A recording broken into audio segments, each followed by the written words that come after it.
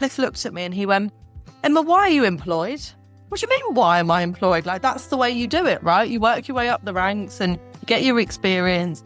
And he said, I really just don't think employment suits you. I really love to see women win and take charge and live the life that they want to live. And if I can use what I've learned to play a small part in that, then to help them to get out of their own way, then that makes my heart happy. It really does. When I realised that my self-worth was tied up in just work, I realised that I didn't really know who I was outside of work. And therefore I went on a bit of a quest to find out, really. Welcome to The Secret Resume. I'm Melody Moore, leadership consultant, coach, and endlessly curious human. For over 20 years, I've been helping leaders unlock potential in themselves, their teams, and their organisations. Before we dive in, do you want to know how entrepreneurial your leadership really is? Why not try my entrepreneurial leadership diagnostic? It takes just 10 minutes and gives you instant insights to grow your impact. You'll find the link in the show notes. My guest today is Emma Regan. Emma, really excited to have you here with your beautiful picture behind you. Your top is also matching your picture. Was that deliberate? It actually wasn't, no. So why don't you tell us a little bit about yourself? Why don't you introduce yourself first off? Yeah, absolutely. Thank you so much for having me on the podcast. It's always fun to do something like this. So I'm Emma. I founded the Nourishment Academy almost 6 years ago now, which is a health and wellness studio for women over 30.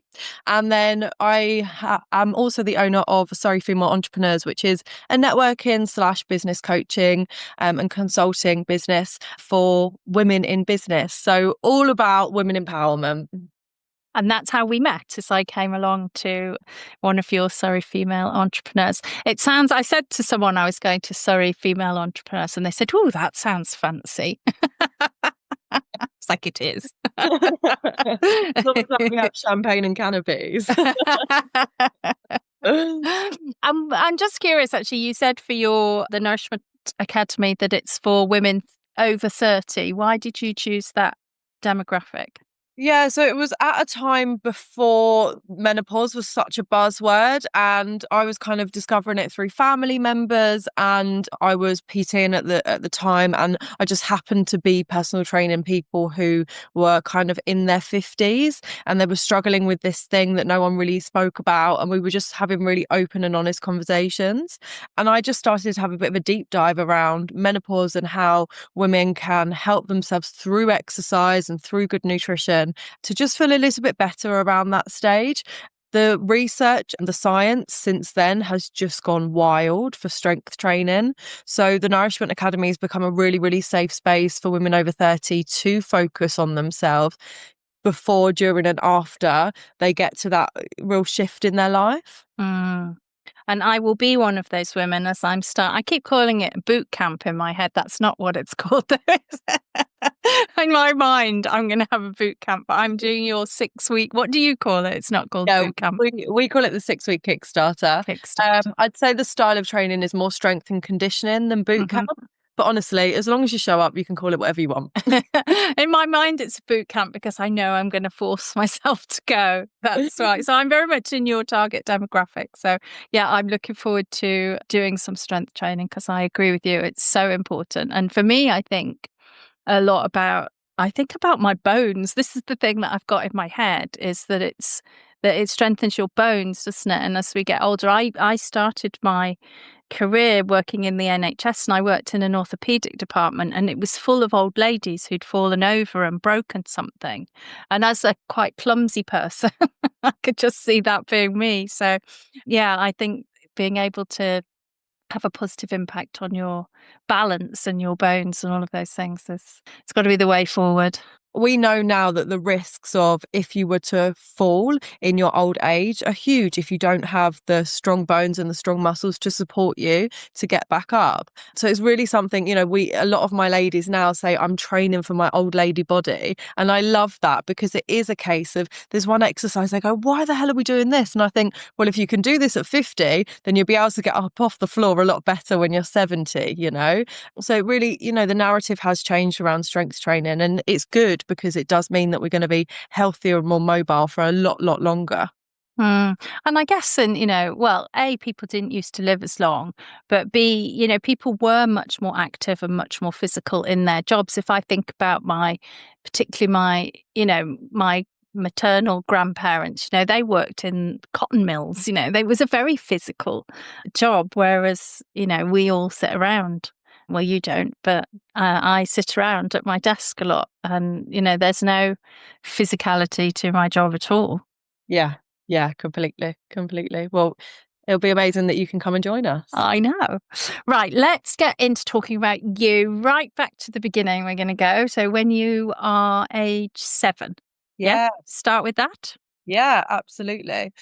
So around the age of 7 was, I think for most children, it's a real transformative time, because you're really discovering, who you are. You're becoming a little bit more independent. And we know that your brain starts to actually form at that age. So you start taking on a lot more of your surroundings as well. And my parents divorced at the age of 7. I had a little brother who, we were just getting into a new routine of seeing our dad every other weekend, of what does that look like for my mum, and how does that affect us as a family. And my mum was really, really, bless her, she's such a strong woman, and she really, really fought for us not to have to move house. And that was her real thing. Like, I don't want my kids to have to go through this divorce and then end up in a completely different environment. I'm really, really grateful for her for that. The amount of effort that both my parents put in to make sure that we still had some kind of settled times during what could be quite a disruptive time. And you said your mum, she started a business, is that right? Yeah, absolutely. So she realized in order to keep the family home that she was going to need, more of an income. And her cousin at the time was starting a business, and they went into business together. And so, from the age of kind of 7 or 8, I saw my mum develop and grow this business, which was amazing to see. And do you think that's where you got your business nous from? What do you think you learned from her? Yeah, it's really hard to say what I learned, but I've just come back from a month in the Philippines, which was absolutely brilliant. And I spent 10 days with my brother. He lives over in Thailand, so he flew over. And it's so interesting spending time with him, because he's got such a business brain. And the both of us together just, we have these really amazing conversations, some of my favorite conversations. And that must all trickle down from what we learned from our mum back all those years ago. To put specifics on it would be hard, but my mum has a huge involvement in the Nourishment Academy today. She's our finance officer, and she's always, had an open ear for whenever we've had staffing issues, or whenever we've had things that have not gone to plan. She's been a real great mentor for both me and my brother, actually. And does your brother own his own business as well? He's got a few fingers in a few different Has pies. he? Yeah, he's about to launch a clothing brand, and he wants to do a travel company as well. So we'll see. Wow. And your dad, was he self-employed or? So my dad was very corporate, worked in law, very much kind of worked his way up the ranks, and saw that as the way to go. My dad was always so proud of me when I got my first job at the Guardian newspaper, because that's really what his family had done, and what his perception of success was your way up the rank. He was probably a little bit more worried when I went out and went self-employed, although he kept it to himself, than my mum was. My mum was just like, yeah, go on, take the risk. What have you got to lose, kind of thing. Whereas he's a bit like, hold on a second, you had a good job. You were doing really well. You were working your way up. What's going on here? And you said that you felt like you missed out on certain things because you were going between your parents. It's something I'm divorced and have been for a long time. And my daughter is constantly going between us at weekends and she feels like she misses out. So I'm curious on your perception. Yeah, it was really interesting. As I said, I was away when I was thinking about what we were going to talk about on this podcast, and it was a really nice way to kind of open up that question as to, okay, well, what did you really miss out on? Because for me now, it built a huge amount of resilience to be able to go from one house and have that relationship with that family and then go to the other house. And we did so much as a family socially. I would say in the summer, we would always go to somewhere in Oxford where we had a lot of friends, still have a lot of friends up there.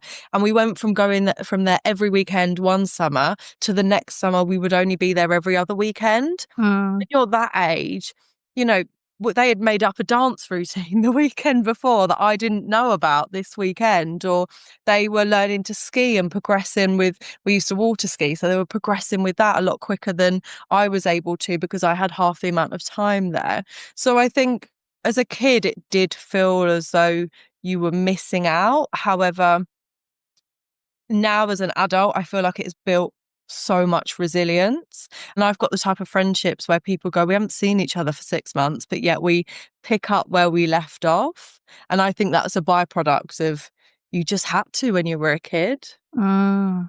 So it taught you that you can continue relationships even though you're not seeing someone all the time? Yeah, definitely. And it taught you how to get involved in things, even if you had missed out. Yes. Yeah, one thing I really admire about my daughter, she's an only child and, sometimes we'll go away and it's just the two of us and she goes and joins in things. And I would never have done that as a child. I had loads of siblings. So, we went and joined in, but we were in a group, whereas she will just go up to, especially when she was younger, she would just go up to a group of people and join in, ask to Yeah. join in and because she was lonely and so she did something about it. Yeah, and my brother's exactly the same. He'll speak to the people sat next to us when we're sat down at dinner or whatever. He's exactly the same. But that surprised me that you're surprised about your daughter, because I would say, not knowing your daughter, but knowing a bit about you, you're very outgoing. So that doesn't surprise me that she's confident and outgoing as well. Yeah, I think I was more thinking of myself as a child. Yeah. I think, like she'll come up to me and she'll be like, oh, they're doing like, whatever, water Olympics over there. I'm going to go and join in. And it's like, there's loads of people, they're different nationalities, they may or may not be speaking English, but she would just go and I would never have done that as a child. I would have been much more shy, I think. But yeah, I guess maybe she's picked up from me as an adult, maybe rather than me as a child. Yeah. And how amazing is that she has the ability to do that? Because I think that really gets a level of success, or I'm not talking business wise, I'm just talking it in life. You're exposed to so much more if you can just go up and have those conversations with people, or if you're confident in a room to meet more people. It really puts you, I think it puts you above, or the lessons that you learn in life above anything else. Yeah, it's true. I wanted her to do drama GCSE. She wanted to do drama as well. And because I think it gives you that ability to stand up on a stage in front of a load of people and be fine with that, I think just carries you through so much in life, being able to do that. So many people are terrified of that. Yeah. I would have been terrified of that as a child. But unfortunately, they didn't have enough people for a class, so she's not done it. But yeah, I think things like that, we focus so much on academics, don't we? And actually, there are other things that give you an edge when Definitely. it comes to. And she does enterprise and marketing as well, and she loves it. So I can just see her becoming an entrepreneur. Like I think that's on her cards. I think she'll do something like that. So you mentioned just before then about your dad being really proud when you got your first proper job at The Guardian. Tell me about that. Yeah, so it's really interesting what you just said about, I wasn't academic. I really wasn't academic. And I actually really struggled through school. When I look back, I think of it as a really difficult time in my life. And I went to college, and I just decided that I wanted to get away from the girl group that was it, the year group that I was in, particularly the girls that I had 7 years with. I wanted to get away from the teachers that had taught me for all that time. So I decided to go to a college down in Haywards Heath, which was a bit further away from where we lived. And I lasted 3 months. I really just didn't enjoy it at all. The level that it took from me to go from, secondary school GCSE, where I was doing okay, but really working hard to do okay, to then throwing me into A levels. It felt completely different. So I had a conversation with my mum and just said, I can't do this anymore. So we went online and found an apprenticeship, and this company was looking for people to hire, and then they would go out to the companies that they had on their books. And one of the companies was Google, and the other company was The Guardian. And I wasn't 18, so I wasn't allowed to interview for Google. So I went for the Guardian one instead, and I managed to get a job in the sales team, which was just, I feel, the making of me. I remember I was 16 and probably about 3 months in, and I just went, oh my God, these are my people. I finally found where I fit in life after all of that time in school where I just never really got on with it, whether it was the girl groups, the classroom work, or anything. And I finally found my people, and I found what I was good at.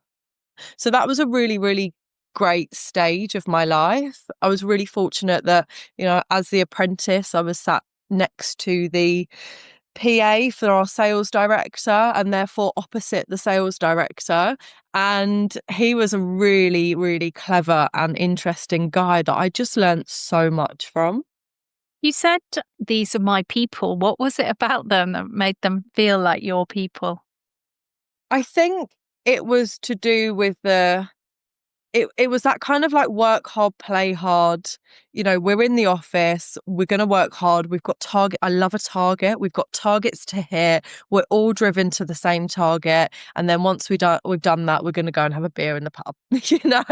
It was I would say that was my uni because I did uni, but I had as much fun there as I think I would have had at uni, because it was adults that got on with their work, but then also had fun afterwards, once the work was done. And what were you selling? Was it advertising? Yeah, I was advertising space in the newspaper and online. Mm. Yeah. What was it like? I can't imagine. So I've worked since I was 13, but in, like hospitality shop type jobs a lot of the time. I can't imagine going into an office and working at 16. What was that like? Do you know what? I was so big for my boots. I really was. I remember one lady said, we're all going to work for Emma one day. And I'm 17 at that age. And there was there was so many instances where, because I worked really closely with the directors during my apprenticeship, I had the opportunity to kind of assist them and help them with their diaries and things like that for a year before I then moved into the sales team. And therefore I had a really good relationship with people that were quite high up the management level. And I think because of that, I just felt really invincible. Amazing. And what was it like being at The Guardian? I mean, I love The Guardian, so you couldn't have chosen a better place as far as I'm concerned. But what was it like being in the media? Did it feel like you were in the media, I suppose, if you were in the sales team? Did it feel quite separate to the people who are actually producing the paper? Yeah, it did feel really separate. And it was interesting because although we all worked for the same company, there was some times where we would go, oh, bloody, the journalists, because we would sign amazing deals with these companies, and then the journalists, because the paper is so freedom of speech, the journalist would write this, I don't know, thing about a company, and we've just signed $100,000 deal with them. And we're like, oh no, this doesn't go together. But do you know what? It was amazing. There was a meeting every morning in a big meeting room, and it was all the journalists, and they would sometimes debate topics. They would talk about what was relevant. They would talk about what's going out in the paper, and you were allowed to go and sit in that morning meeting. So kind of every now and then I would just take myself down there with a cup of coffee and just listen. And I tell you what, for a 16, 17-year-old to be in that environment, it was so interesting, and it taught me so much as well. Funnily enough, you mentioned apprenticeships. I just interviewed someone yesterday for this podcast, and one of her jobs was about managing apprentices. And we were talking about the real benefits of doing that over going to university. Do you feel like you missed out at all not going to uni? Has it ever kind of played on your mind? Does it bother you? No, I felt like it was a real kind of push forward for me.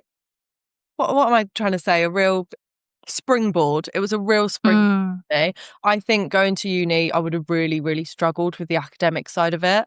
Whereas being in that environment where I was earning my own money, I've always been very independent. So being able to earn my own money, being able to be around people that were a bit older than me, a bit wiser than me. I'm used to being the youngest person. I've all in friendship groups and things like that. I've always been the youngest person, so that didn't faze me at all. But I really do think the reason why I was able to start TNA was a lot because of what I had learned during my time in that sales team. I always say to people that you shouldn't start a small business if you don't like sales. Because I think so much of is selling the business, selling yourself, and a lot of people don't like doing it. And I think that's why a lot of people struggle, because they have the ick when it comes to selling. They feel uncomfortable, but you clearly don't have that. Yeah, I love selling. I love the psychology of it. I really, it gives me, it's still today, when we get new sign-ups on our 6-week program, or when those people decide they want to stay on as members with us, it still gives me that real buzz. And you said you like a target. What is it about targets that you like? Yeah, it's really interesting. And it's the reason why me and my mum work so well together is because she wants to look at everything that we did last month. And I'm not actually too bothered on what we did last month, because I'm too busy looking at what we need to achieve next month. And I feel like it's that real focus of setting yourself a target, then pushing yourself to be able I find it really motivating to see those numbers. If you've got 20 and now you've got 19 and now you've got 18, getting closer and closer to that target, I find really motivating. Yeah, I don't like a target. Oh, that's why Yeah. not? No, I just find it, yeah, I don't know why I've never particularly liked a target. I think maybe because my whole career I've had targets imposed on me. So Right. they're not my targets. They've always been someone else's. And my entire career I've had targets. And yeah, I think I find them, yeah, constraining.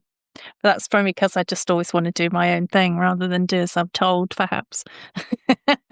Rebelling, yeah. Yeah, Rebelling. there is a huge difference between a financial target and, let's say, a weight loss target. Yeah. Yeah. And what's it like working with your mum? Yeah, I love it.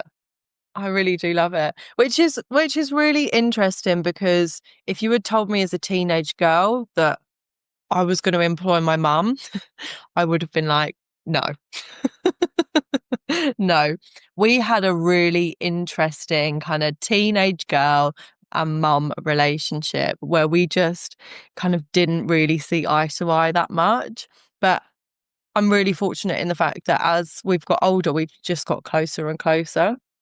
Yeah, I can't imagine working with my daughter. She probably can't imagine working with me. I have had her do some things for me, and she's not too bad at it. But I'm taking her to a conference. I told you, the Ideas Fest in September. I'm going to take her as Yeah. my additional person, because I think it will be really interesting for her to go and see all these big entrepreneurs speaking and get a sense of what it's like to be self-employed.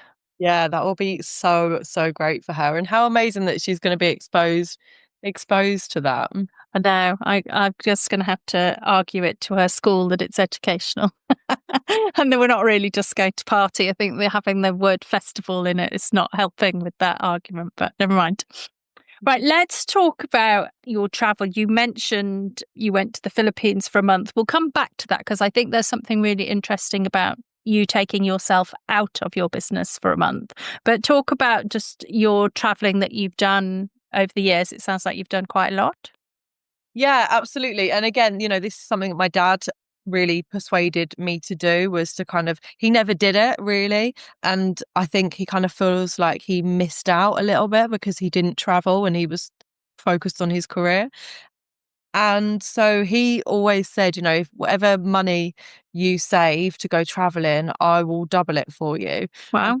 I got a real job at The Guardian and applied for voluntary redundancy, and they paid me a big whack sum. And he went, I'm not doubling that. You put your money into your travel. So it kind of worked out well for him. But no, I'm really grateful that he kind of persuaded me to do that, because at 19, I think, I decided to leave The Guardian. And so many people, again, at The Guardian had been traveling. So it was almost like a natural thing to do. Whereas if I had spoken to my friends, none of them had done it. So it was really alien. So again, really grateful I was in that environment where people were going, you'll be fine. You'll get to that first hostel, you meet a load of people and you'll be fine. And that's exactly what happened. And I still look back at that time thinking I had 9 months off where I could just separate between, the amount of stuff we have and we collect over the years, that being away from family and friends, being completely on my own without really a stress. And I don't think you'll ever get that time back. And I think what that does to help you understand yourself and what you want from life is huge. It really is. And I think I didn't come back the same person at all. In what way? It's funny because when I was in the Philippines, I met these 2 lovely girls from New York. They were both nurses, and it was their first time traveling. They were probably early 20s. And we were chatting and I said, do you feel different? And they went, absolutely. They said, I don't feel like I'm going to go home the same person. And I was trying to ask them, well, what is it that you feel is different? And they were like, I don't know. And one of the things that I've always felt is traveling makes you realize how insignificant you are. And I think that's really powerful if you need to take any risk. So, we're about to take a huge risk in taking on a new premises, which is going to be completely different to anything we've ever done before. And I just take myself back to how big the world is and how many people there are on this planet. And if you go over to Asia, how little they live on, and how, I went to Hong Kong for a few days, how small their environments are that they live in. And in the Western world, we expect big and a lot, and we need loads of money. And actually taking those risks really, although it's scary, I just remind myself of how insignificant I am, and it makes that risk feel a lot easier. Because you know that if it all goes wrong, you could live on peanuts. Because I know that there are so many people that don't have the opportunity to take those risks, I think. And yeah, there are so many people that are living on peanuts and that are really happy. So it gave you a bigger perspective, I suppose. Yeah, it definitely gave me a bigger perspective. Yeah. So do you feel like when you came back, you felt more immediately able to take risks? Or I guess what I'm thinking is, did you feel like you were taking more risks when you were traveling as well? Because, it can feel risky, especially if you're a woman traveling on your own. Was that part of it as well? Potentially. I mean, the funny thing about solo traveling is you're never on your own. Yeah. Because you instantly meet people and everyone's doing the same route as well. So you end up bumping into someone in Malaysia that you first met in Chiang Mai, you know.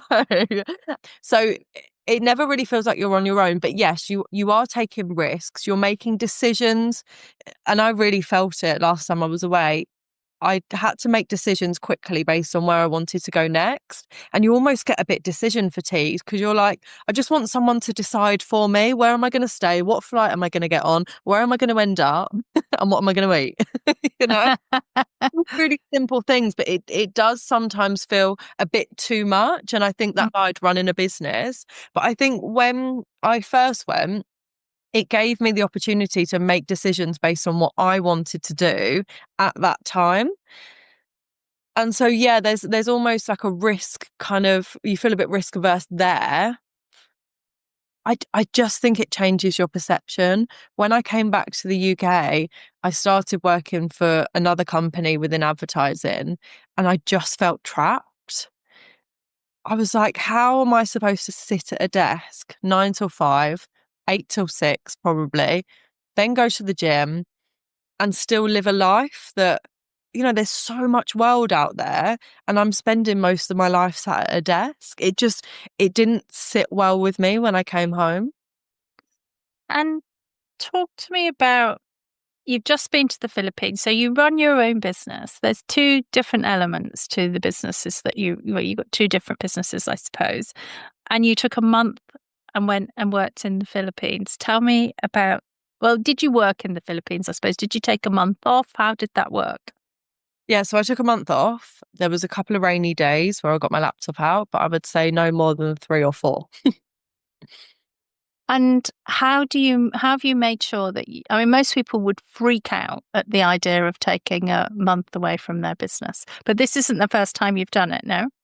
No, so this is something that I do every year. Mm-hmm.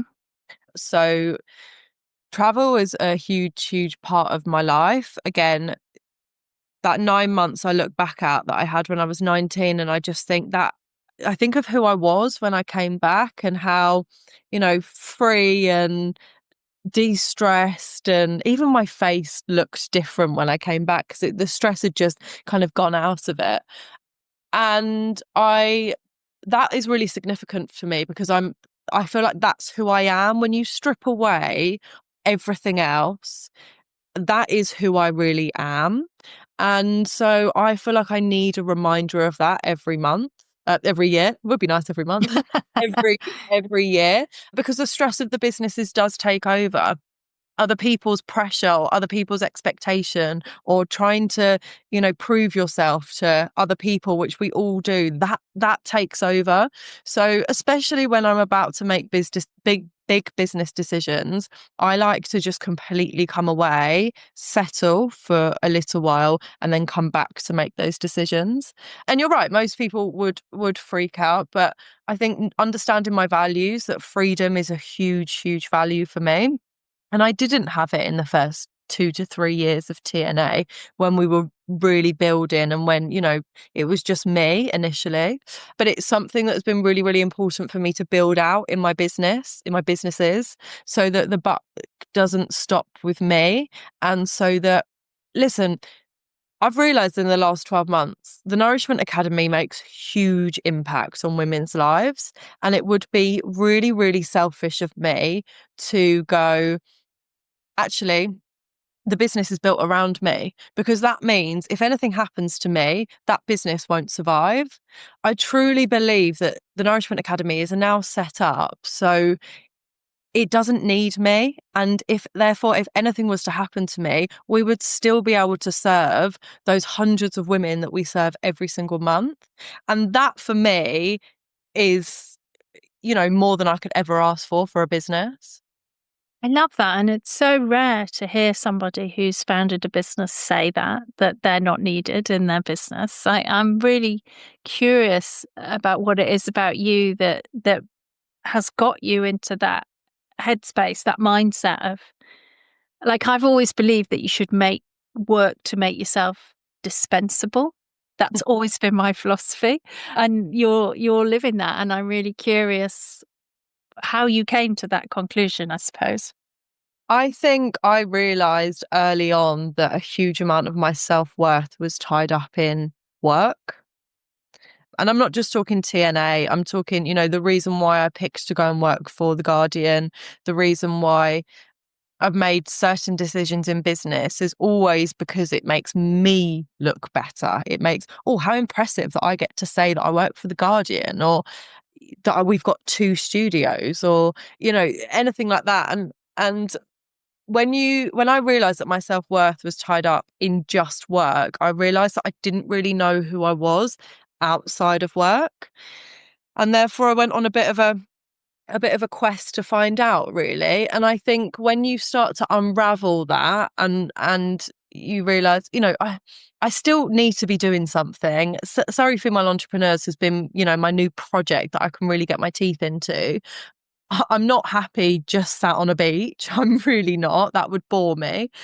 However, you do have to step away from it. And I think the reminder that you are not your business is probably something that a lot of entrepreneurs should take on, because if you are your business, then that means that every single time someone says something negative about your business, it hurts you directly. Every time something doesn't go to plan, it hurts you directly. And we've had to build, there's been so many things in TNA that have not gone to plan. We've been looking for a studio for the last 5 years. That wasn't my plan. And again, it's built a whole ton of resilience, but it's also made me step away and go, I can't, my self-worth cannot be wrapped around my business, because otherwise that's going to be really damaging for me. Whether the business takes off or whether the business doesn't, I still think that's quite damaging. Mm. I got lost in what you were saying there because I just think that's amazing. I really love that. Let's move on and talk about your last, and it's a group of people, isn't it, that you've got down there as your last thing that you're going to talk about. It says meeting James, Cliff, and Marta. Yeah. Yeah. So this is really interesting because I haven't spoken about this at all, but being in that kind of trapped, got back from traveling, felt quite trapped, sat at a desk. Me and the girls took a trip to Ibiza and ended up meeting a guy called James, who was a personal trainer. And he and I kind of hit it off and we started dating. And within 6 months, we were living together up in Manchester, up in Preston. And we had opened the first gym together. Now, the reason why this happened, I'm kind of moving on quicker than I should be here. The reason why this happened was because in amongst me feeling trapped, and after I just met James, we went over to Greece to see his kind of coaches, life coaches, and they were called Cliff and Marta, and they were a amazing couple, and they worked on people's kind of like health, mindset, and business as well. And we went out for lunch when we initially met them, and we'd had a few conversations. And Cliff looked at me and he went, "Emma, why are you employed?" Like, what do you mean, why am I employed? Like, that's the way you do it, right? You work your way up the ranks and you get your experience. And he said, "I really just don't think employment suits you." And it was so interesting for someone that I'd known for maybe about an hour and a half to just have that insight of me. And it really got my cogs turning. It really got me thinking, okay, I feel trapped. He's said this to me, like, is there something more that I can be doing? And so that's why James and I opened the first ever gym. I mean, he's doing amazingly now. He's got, I think, 20 odd, maybe even more gyms that he's franchised. He's doing so well. But that was, for me, was such a change of direction. Just, meeting him, meeting Cliff and Marta, and starting out being self-employed. I learned so much from the three of them. And I don't know if I would have TNA if I hadn't have met them, which is so interesting to say. What do you think Cliff saw in you that made him say that? Oh, that's a really difficult question. I don't know. My perception of it is that I'm quite outspoken. I can be quite fiery, and I don't stick to the norm. You know, one of my one of my mum's friends who also worked at The Guardian, but we never crossed over. She always laughs about the fact that I did a whole presentation to them about something that to just show them a different side of the opinion. And I've always been very like that. You know, there's a crowd of people walking one way, and I'm questioning why no one's going that way. And that's very much part of my personality. So maybe that's what he saw in me, that I don't stick to the status quo. I'm not someone that follows the crowd. I question things a little bit more, and I make my own mind up on things. I'd say that's what makes me a good entrepreneur. I'm not sure if that's what he saw in me. It's amazing that he just spotted, and he said it as well. That's what's great, isn't it? That he came out and said it. And you know, the series that you're in for the Secret Resume is about, you know, all my guests in this series are coaches, they're therapists. You've done different kinds of coaching, and I'm interested in, you know, any differences you see. So you've done nutrition coaching, PT, you do business coaching, fitness coaching. Talk to me about coaching from your perspective. Yeah, it's been a really funny journey, and I think coaching is coaching, right? I think once you've done one, you can do them all as long as you've got a certain expertise. But it's having similar conversations. It's opening people up to what they can see, and I think that's really what I'm about. Like, I live my life to the absolute fullest, and I want other people to be able to do that. And I want them to kind of get rid of those fears, get rid of those mindset things that are holding them back, and actually see that they can live that life that they've always dreamed of. And initially that started out with nutrition, then moved more into kind of fitness. And now I work, I would say, more with my team. I'm more of a mentor for my team, and I'm more of a mentor within SFE as well, to help women kind of step out of their beliefs and into what they actually want. And do you think, you talked a lot, I guess it's like people's mindset that you're talking about there. Is that where you tend to focus on helping people think? Well, you said one of your strengths is thinking differently. Do you think that's how you help people? Yeah, potentially. I think it's, you know, much easier when you're not in someone's shoes to actually help them to discover how to get there. But all of the work that we do around nutrition, and to a certain extent actually getting people into the gym, is mindset. It's always been mindset. We don't tell people what to eat for 7 days.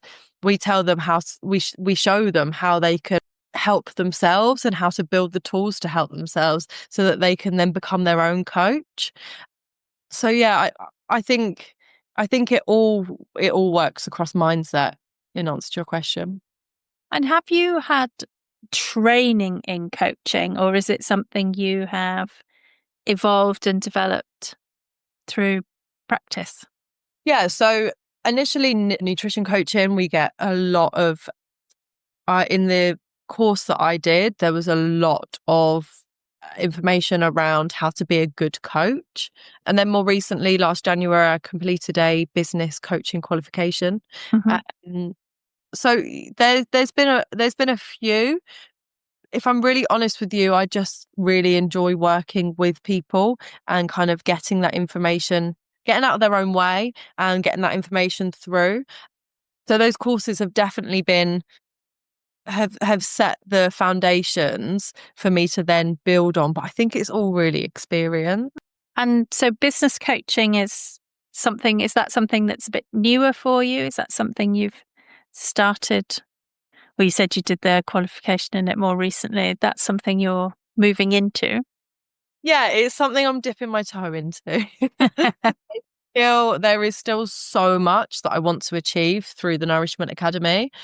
However, I'm really enjoying the work that I'm doing with the ladies in Surrey Female Entrepreneurs. It's really nice to see them month on month grow their businesses. And so, you know, if I can help and support them in any way, then I really want to do that. But the Nourishment Academy is still my main my main baby. And as I said, we've got really exciting things planned for the next 5 years. And that's going to take a lot of my time, I would say. The what's next question is, what's next for you personally? What's next for the Nourishment Academy, Surrey Female Entrepreneurs? So personally, for me, what's next is just making sure that I'm not doing too much. And that's why, I say dipping my toe into Surrey Female, because naturally I want to go full hog, create a membership site, do one-to-ones every month, etc. But I just know that that's going to swallow me up. So I think the next stage for me before I hit the sweet age of 30 will be to make sure that I'm looking after myself through, being more mindful, through exercise and nutrition. It's all of the stuff that we talk to all of our clients about that we still have to remember as coaches. In terms of what's next for SFE, we're going to hold those monthly meetings, and we're really, as much as it is a networking business and a networking space, and lots of people who come and join us say that they've got lots of business through it, it really has turned into more of a coaching element as well, which I really like, because you can do both at the same time. And actually, even in the last session that we ran, people came out with some really, really great ideas, but then were able to communicate those ideas with the person sat next to them. So it felt like people in the room got to know each other a lot more. So I want to do more of that. I want to do, the monthly meetups are definitely going to be something that stays, and then just workshops around it. So if I feel like there's something that can support that group a little bit more, then we'll be launching. Like, we've got a workshop coming up on beginning of April, which is all about building a sales funnel. So that should be really fun, because again, it's something that we're going to do online in the room. We're all going to build it together. It's not going to be me presenting some slides and then you go and do it yourself. So yeah, we're just going to do more of that with SFE and see where it takes us. And I want to bring in more amazing business owners like Melody and like some other ladies in the group to kind of support that group as well. Well, that's what I really like about it, actually, is this is my year. I've said I need to get out and do more networking. So I've been trying lots of different networking, but that's what I really like about yours, is that I feel like I come away with something really tangible at the end of it. And you get to, I really enjoyed that, being able to sound out your ideas with other people and just hear what other people are doing. Like some of the ideas, like the Feng Shui lady, everyone was like, oh my God, yeah, I want I want her to do me. So yeah, I really like that. I've been really enjoying those sessions, because they're good fun, as well as feeling like you're learning something, and it's not boring. And I think some networking is a bit boring, frankly. Yeah, definitely. I think they definitely have those spaces where you kind of go around the room and get to know each other, and then next month it's the same people and you go around the room and get to know. Yeah, exactly. But yeah, it's kind of, implementation is 100% what I'm all about. And I think if we can create a space where people can actually do it in the room whilst getting to know each other, that's a great way to network, Yeah, definitely.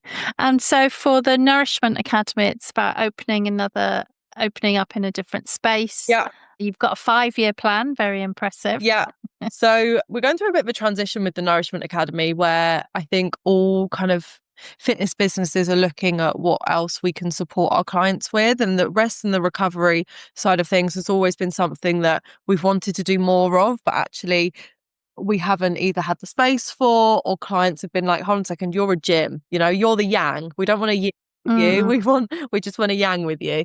So we're trying to find somewhere where, or maybe have found somewhere, who knows, that can introduce more of that rest and recovery. So we can look at providing more to our client base, who tend to be people who, as women, we get pulled in every single direction. So to have a space where you can train and look after yourself and learn, a bit more about how to look after yourself, but also then have a space where you can rest and recover and maybe do some yoga or Pilates and chill out. And there's a lot of other elements that I won't talk about right now, but I'm very, very excited to be able to kind of announce at the end of April.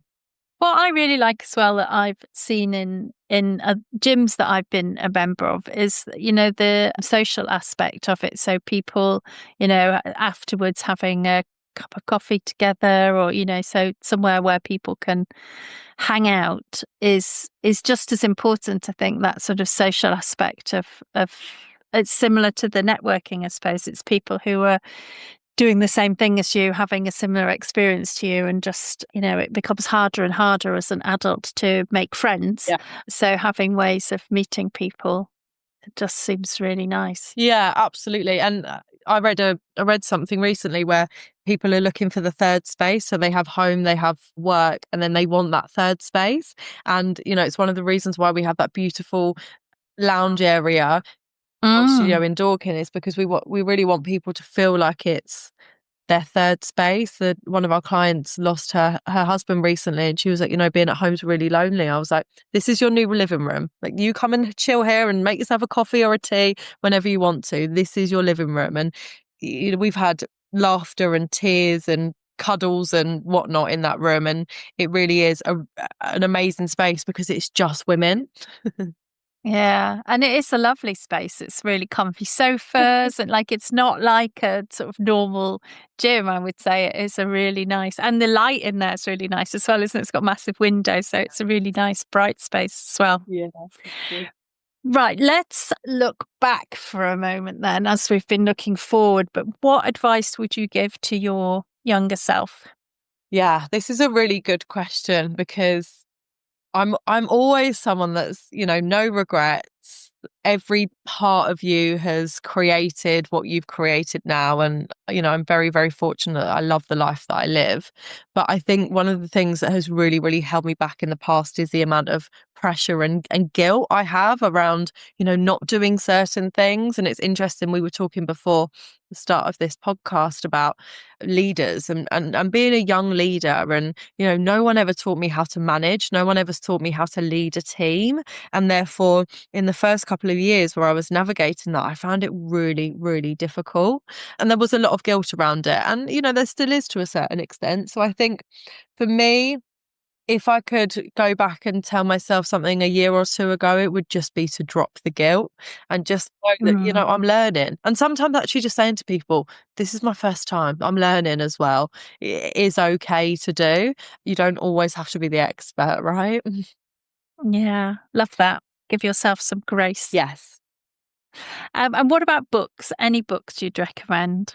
The best book I have ever read, I think, is called Your Next 5 Moves. Oh, I've never heard of that. It relates it to chess. So he talks, I think I read it a good few years ago now, and I think either he was a chess player or he's relating it to a chess player that he knows. And they talk about in chess that you need to be 5 moves ahead of where you're at. And the same applies to business. So not looking at what you're doing today, but looking at what you're doing 5 steps ahead of that. And it's a really, really interesting concept that I think has really allowed me to work on the things that I need, the things that I need for the next 5 steps. That makes sense? Yes. So you're, I guess, looking where you want to get to and then working backwards to know what you need to do. Exactly. So again, coming back to the, having my self-worth wrapped up in the business, again, I was like, I don't want, if I'm going to have kids, I want a business that is going to be able to fend for itself so that I can take some maternity leave, for example.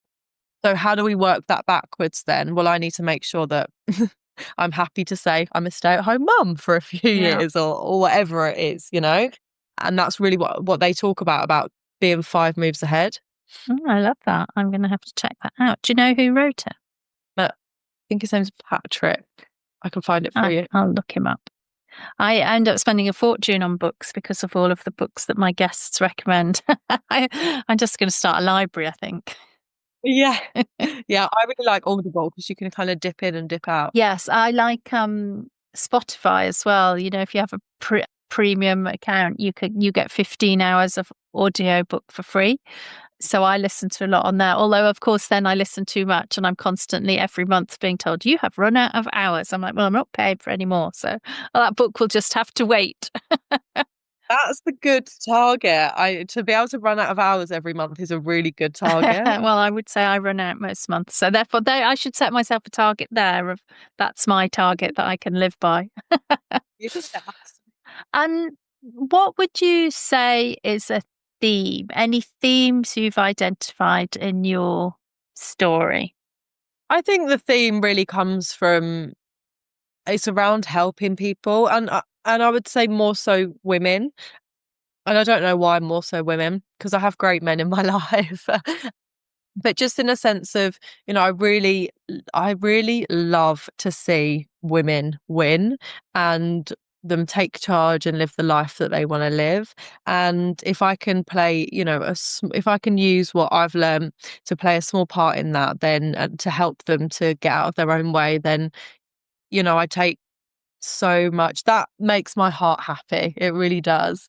And that goes all the way back to, from when my parents first initially divorced, to having a younger brother and just wanting to take care of that sibling that doesn't really know what's going on. So I think that was really the making of me and why I've fallen into what I do today. Ah, that's interesting. So there's a sort of taking care of people thing there. Yeah, definitely. Definitely. Wanting people to be okay.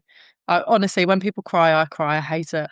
See, I also cry, but I don't mind it. Oh. But I think that's because I've spent my entire career having people cry. So I'm kind of used to it. Not that I mean to them. Or maybe I am. Who knows?